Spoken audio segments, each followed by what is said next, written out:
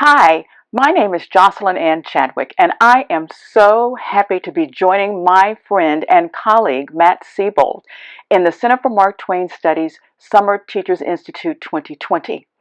Some of you might know this about me, but most of you probably don't. I have loved Mark Twain ever since my father read Adventures of Huckleberry Finn to me when I was 7. So I've had this affair going on with this man and his family and the time all my life. However, what makes this Summer's Teachers Institute so important and so profound, not only for us as teachers, whether we're English or social studies teachers, but also as parents, and more importantly, as citizens. The topic for this summer's Teachers Institute is the new normal, the past speaking to our students' present. And some of you may be aware that we do have colleagues who say that let's get rid of all the old literature. It has absolutely nothing to say to us. But it does. It has so much to say to us and to our students to make them feel that what's happening to them right now is not new and unique to them, but it's something that we as a nation, as a world, have experienced since the dawn of time and probably will experience again. So as we allow writers and historians like Mark Twain and Frederick Douglass and others to speak through the past to our students' present, we will make stronger citizens of our students.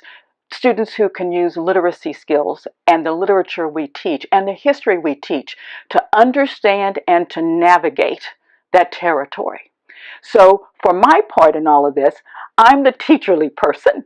I started out as a high school English teacher and taught 10th grade, 11th grade, 12th grade, and then somehow wound up at Harvard. Don't even ask. So the three strands that I intend to cover in my portion of our time together are the pandemic, the pivotal social moments, and the power of language and voice.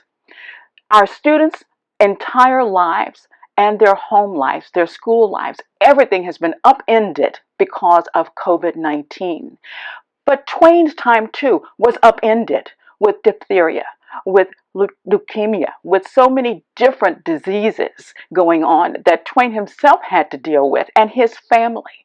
So we're going to compare and contrast, look at some of his letters, some of the interviews, some of the literature to think through how Twain dealt with pandemics and how we are dealing with the pandemic and how sometimes the lit that we teach or that we may think, oh, you know what, I want to teach that now. I didn't think that there was anything about Twain that I could use for this.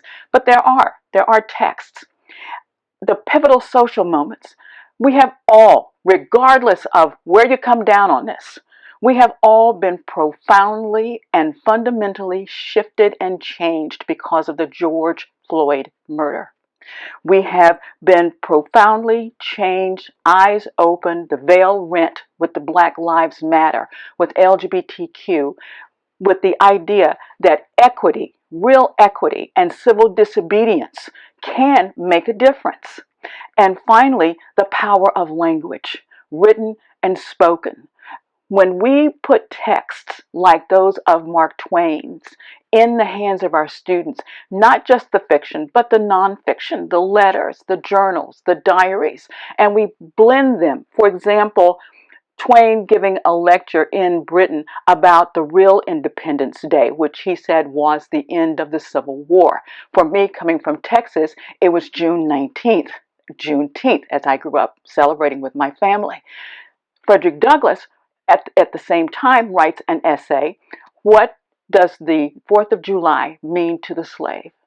And you blend those two texts together, and it is amazing what happens when students sort of wrangle with it and realize that two titans are coming together to talk about a holiday that we, just this past 4th of July, have had a tough time trying to understand.